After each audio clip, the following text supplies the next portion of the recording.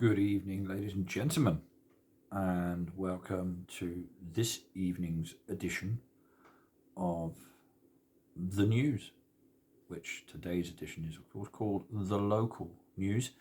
And the reasons for that will become clear and apparent very soon. I hope you're doing all okay. I hope you've all had a nice, serene weekend. I have.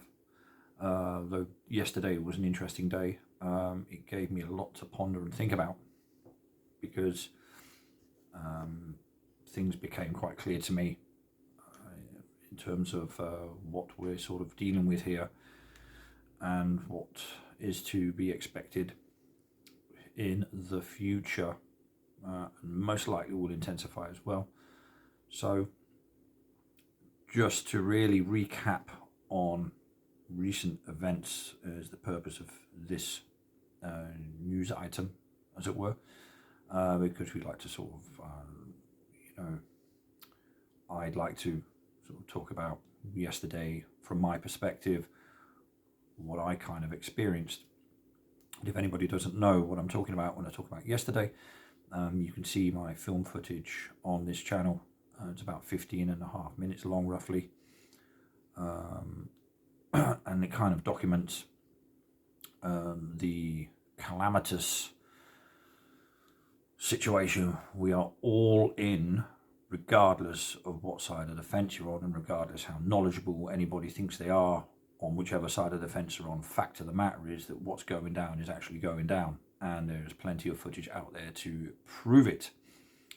But yes, it's referring to yesterday's events at Bournemouth here, where I live, and the attempts that were made by freedom-loving, choice-welcoming, compassionate citizens of this town and its areas, its regions close by, who firmly and strongly, and rightly so, see a disappearance and whatnot of our basic human rights at a rapid speed at the moment.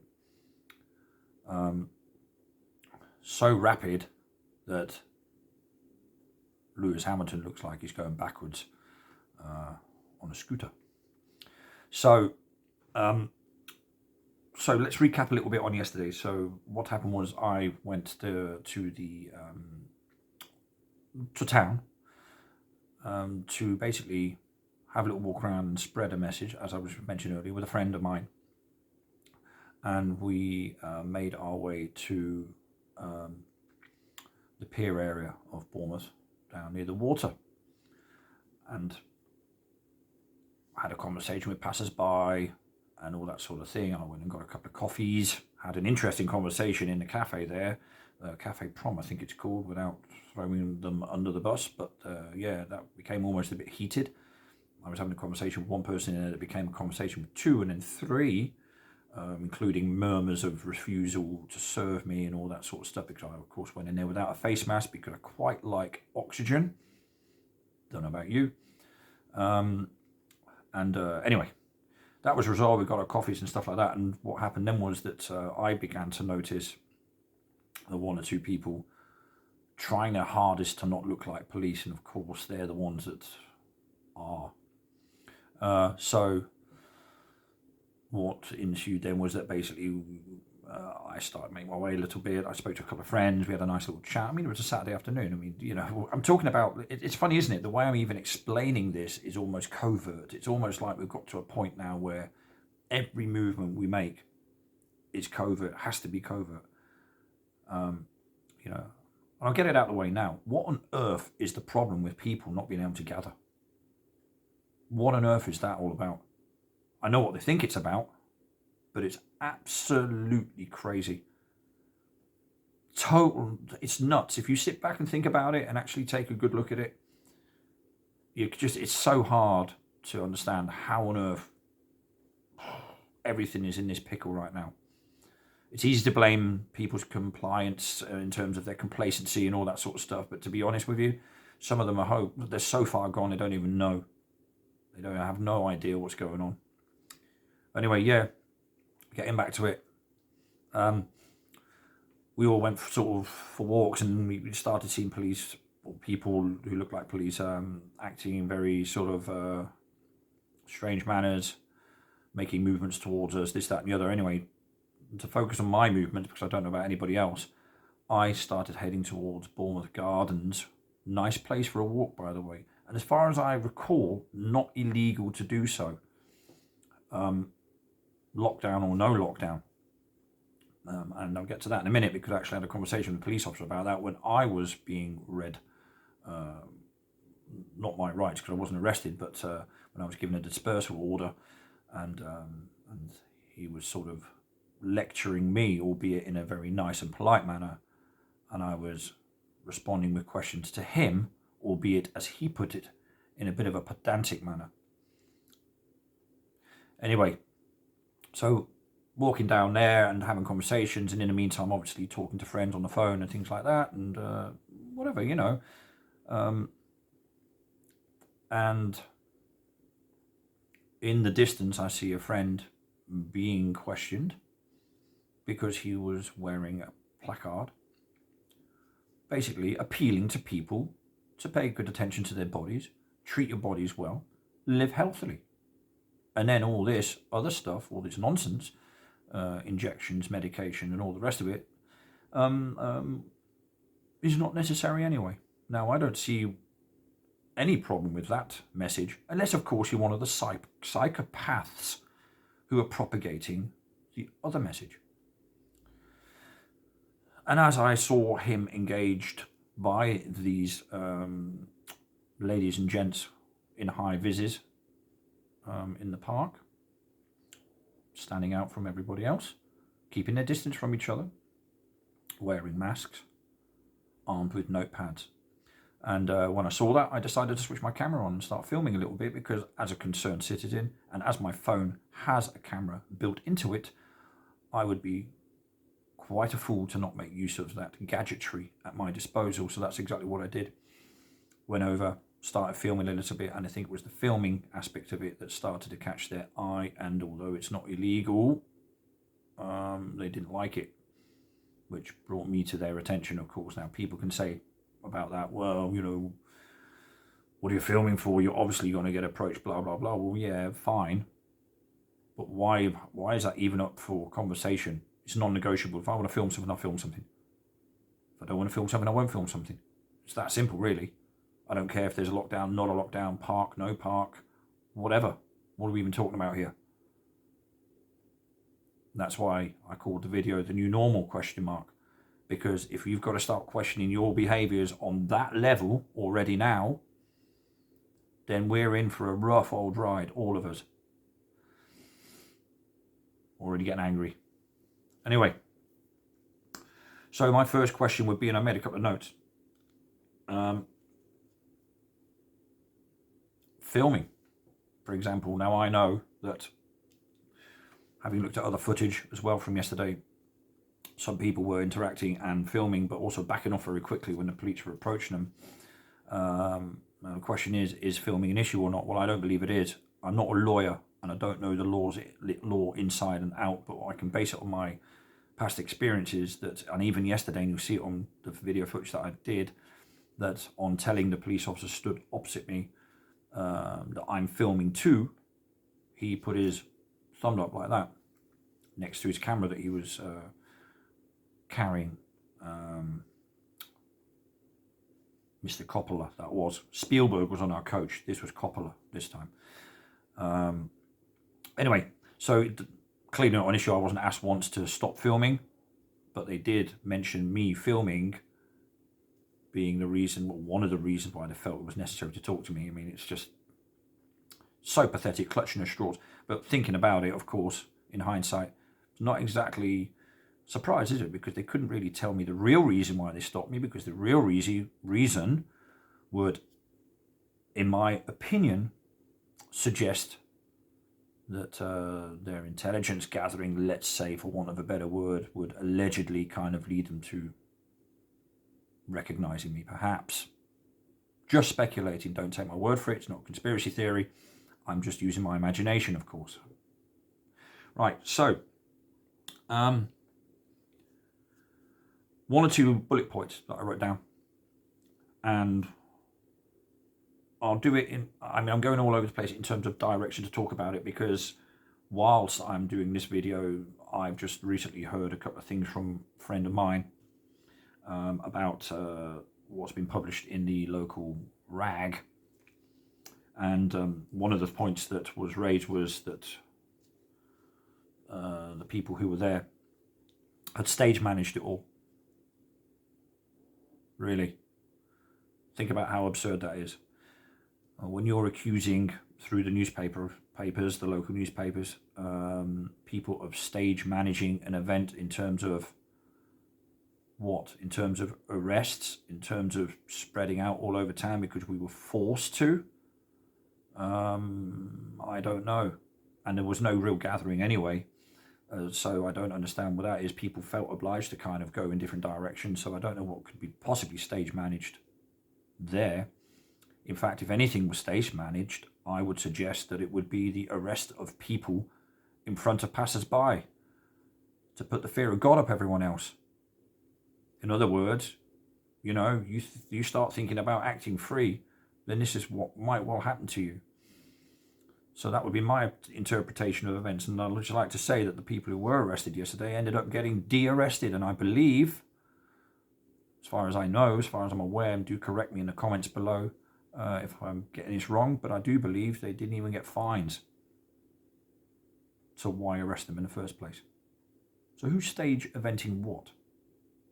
I'd like to know. Anyway.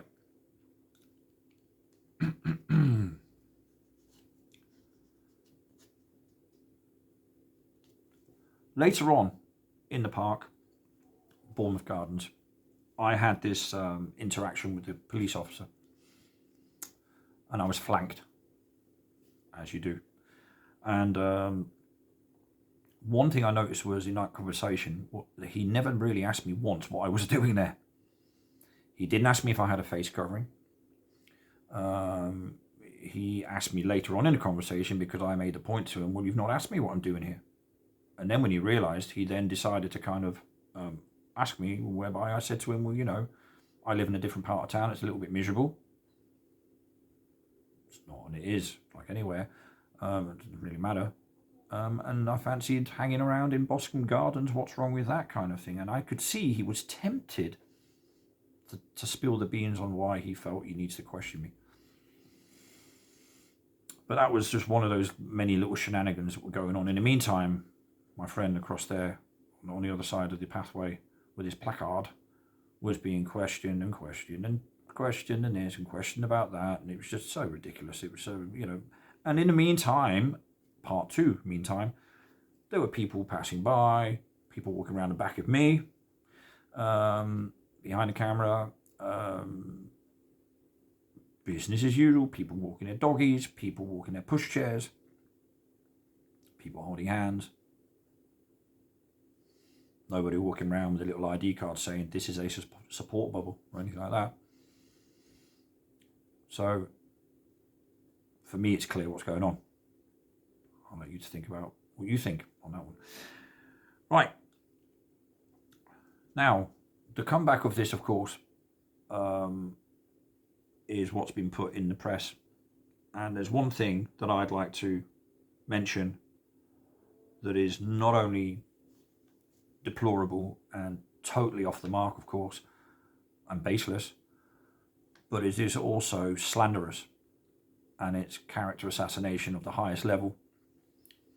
And it's something I'm going to be taking a closer look at, and that is the suggestion that was made by a member of the police services in the Bournemouth Echo yesterday. And I'll name him by name. His name is Chief Constable James Vaughan.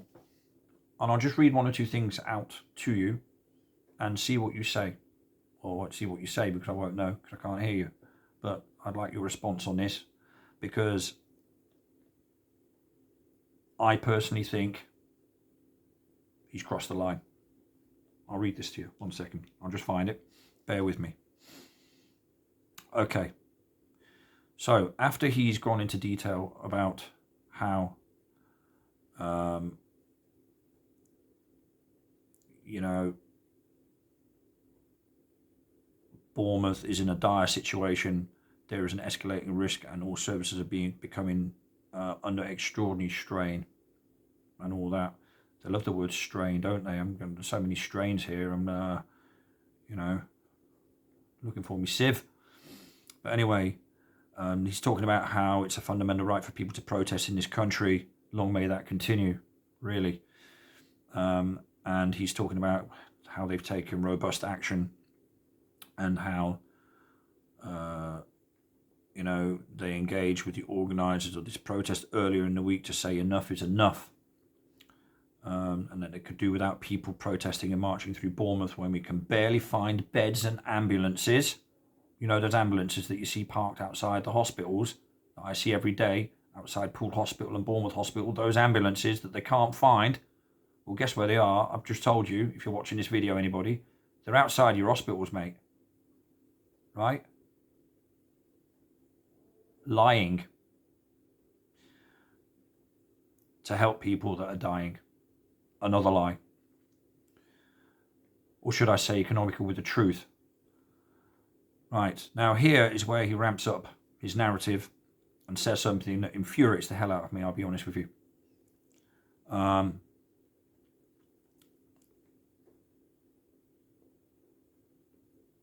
Bear with me, because I'm trying to find the exact quote, because, right, here we go. After he said people are dying, all that, can't find ambulances. I'm pretty frustrated, this is him again, Mr. Vaughan. I'm pretty frustrated and angered by people that are selfishly trying to stand on the back of their right to protest and put everybody, including my officers, at risk.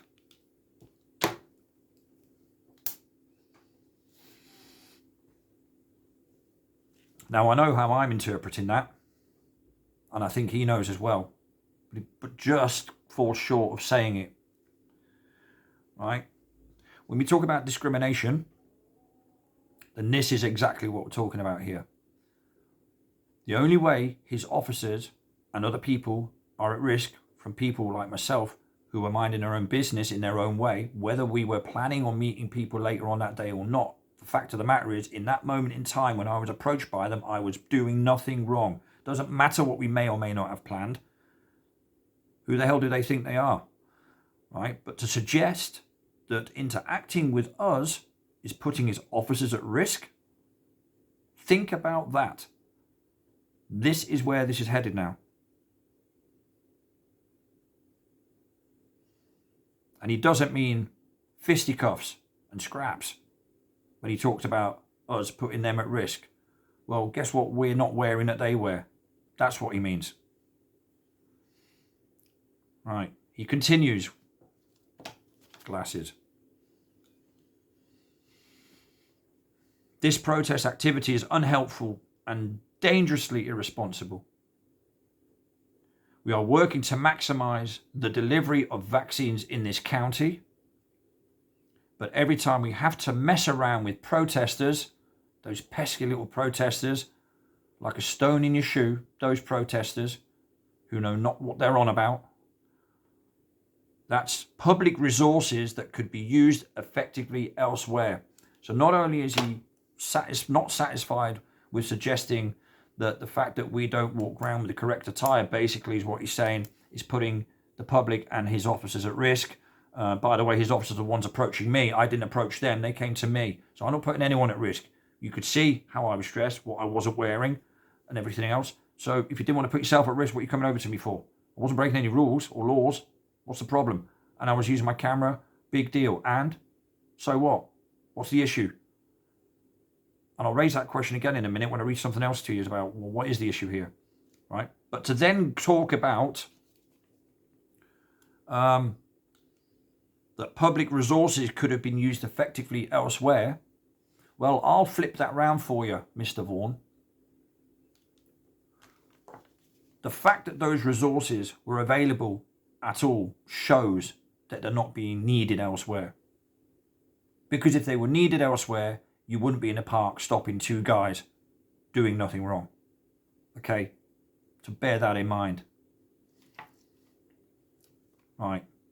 That's my little sort of semi-rant over. But I've got to say, the neck of these guys now activating the newspapers and doing this, that, and the other it's so out of order. You know, and I don't care whether, to be honest with you, I'm not bothered now. Who really knows what's going on? Who doesn't really know what's going on? Who's in the dark? Who's not in the dark? At the end of the day, this is bang. It's gone well beyond. It's crossed a line now. I can't even get my words out properly. That's how angry I am actually about it. It's been annoying me all day actually. And I read that last night. Not surprised I didn't sleep very well. Not because I'm scared or anything. It's just that it's the aggravation it's causing when you think that people are actually in that mindset and believe that. Not necessarily him, but certainly passers-by and stuff like that. And they're acting like that towards us to scare everybody else. Bad news. Bad news. Hard times ahead. Anyway, so another little side note, by the way, and I'm not throwing this person under a bus again either, but I find it also ironic that they get a apprentice journalist to write these things in a newspaper. What does that tell you? It tells me a lot. Who's not willing to take the fall if this goes elsewhere? Anyway, I digress. I got one of these yesterday, which are going in the bin in a minute, and it's a direction to leave dispersed from locality order from the police. Now it's quite interesting. It's a section 35. There are many who aren't aware of this, so I'll read it. But also what's interesting is what it says next to it, right? It says Anti-Social Behaviour Crime and Policing Act 2014.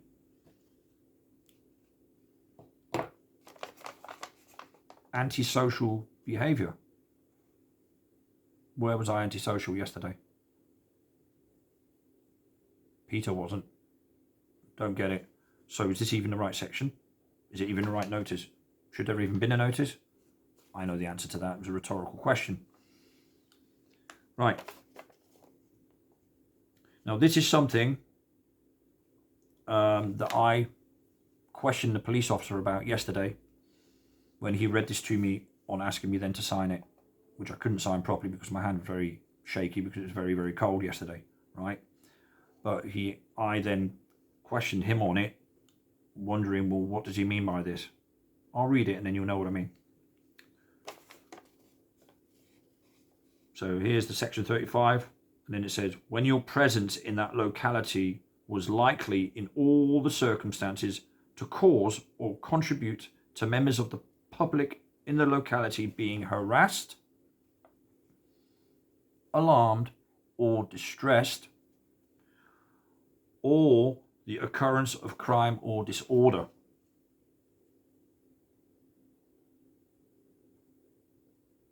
Right? So you were in Bournemouth Gardens when your presence in that locality was likely in all the circumstances to cause or contribute to members of the public in the locality being harassed, alarmed, or distressed, or the occurrence of crime or disorder.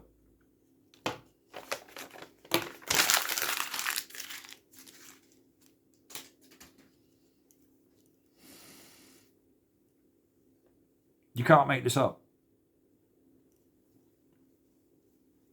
Then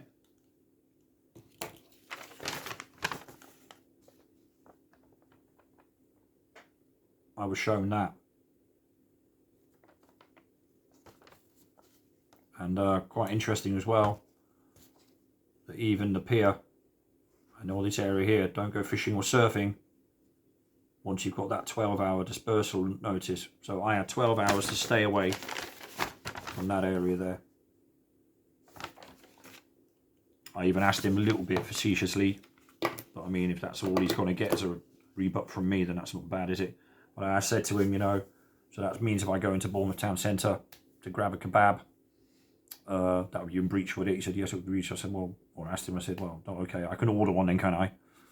You know, because it's getting that ludicrous. You know, it's a bit like the video that I posted on here a little while back of the gentleman who talks about how in future consonants will be banned to prevent the spread of the spit when you're talking. Well, this is how ridiculous it's going. That's why a lot of people thought that video was true, that one, by the way, because they're realizing this is getting ludicrous. It's, you know, bullshit baffles brains. But there you have it. So that is basically what happened yesterday in an absolute nutshell. I didn't really explain it very well because I've kind of, it was more of a sort of a process for me to do this video and talk about it, because at the end of the day, people have to understand what we're dealing with here. This is not the police and the public and everybody else rightfully trying to keep an army of thugs and terrorists at bay. Is it? Hell, if you look at the people who are going out there talking about this on the streets, like myself, it's a normal cross-section of society. It's people of all backgrounds, of all nationalities, of all genders, of all ages, right? And the vilification of it all is just horrendous. And I said this in a show a little while back when I was on a friend of mine's show about how that document act was released, and they were banding around words like terrorism. And you can see the subtleties of all of this and where this is going. It's picking up speed in a very, very big way. So I just thought I'd make a point of that on this video because it is worth making. So on a finishing up note, really, what have I learned from yesterday? Well, I've learned that, first of all, I think it needs to be reconsidered how we try and get any message out. That's just my personal opinion. That's not judging anything that's happening right now or how it's been done at all. No way. I'm not doing that. You know, judging anything, criticise anything, nothing of the sort. But in light of what's happened is really what I'm saying. It's time for adaptability and flexibility in terms of, you know, even just behaving normally on the street is really what I'm saying. You know, if you're going to go out on the street, I mean, one of the things he asked me yesterday was, are you known to the police? And I responded to this police officer on my video, well, not unless you've been hanging around my house all this time. And he actually sniggered. Ha, ha, ha, ha. Hilarious. Sense of humour he had, the chap. You know, and it's, you know, it's got to that point now where people are worried. Oh, can I even visit someone? Am I allowed to walk with someone on the street? Is this, you know, now we have our reasons for questioning it, but what about the vast majority who actually really think that there is something floating around in the air that's killing everybody? And they're the people we've got to get to with this message somehow. They're stopping us to do it on the street. You can't demonstrate because and so you're not going to get any attention from footfall. A few people maybe hanging around the beach, perhaps. But once they start reading this stuff that I've just read to you from the Echo, same nonsense in the Dorset Echo as well, by the way, then that's a big issue. And I don't mean the newspaper.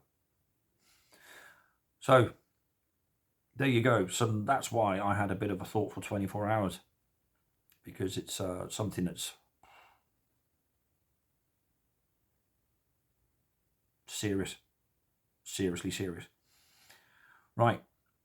On that note, I bid you all farewell. Thank you for listening in. It's got a bit longer, this video, than I expected. I wanted to make it a 10-15 minute thing, but it just goes to show you when you go on a roll, you start thinking about it, and I'm at the same time processing it, digesting it, gaining a bit of closure on it. It wasn't a traumatic experience, that's not what I'm saying, but the trauma lies in that I'm getting this realization of the rollout, not just the vaccination, but actually what is going on is, you know, every time something like that happens, like yesterday, or you bear witness to something like what happened on the coach or whatever, it just, for your brain to process it, it's quite challenging. Anyway, thank you again. Thank you for supporting my channel, and we'll be back. Oh yes, and by the way, do look out for a new channel that has started up called Urban Media. And Urban Media will be something, it's an initiative whereby we're going to be posting things up there, myself and two friends, various footage, and also what we will also do in future is income incorporate podcasts and also live shows, get guests on, etc., to talk about all of this nonsense. On that note, he's changed seats now. He normally sits up there, but tonight he wanted to sit on my bed. So I thought I'd put the camera somewhere else because he loves the camera, you see. So on that note, it's good night from him. Good night from me. Speak to you all soon. Thank you for tuning in. Bye-bye.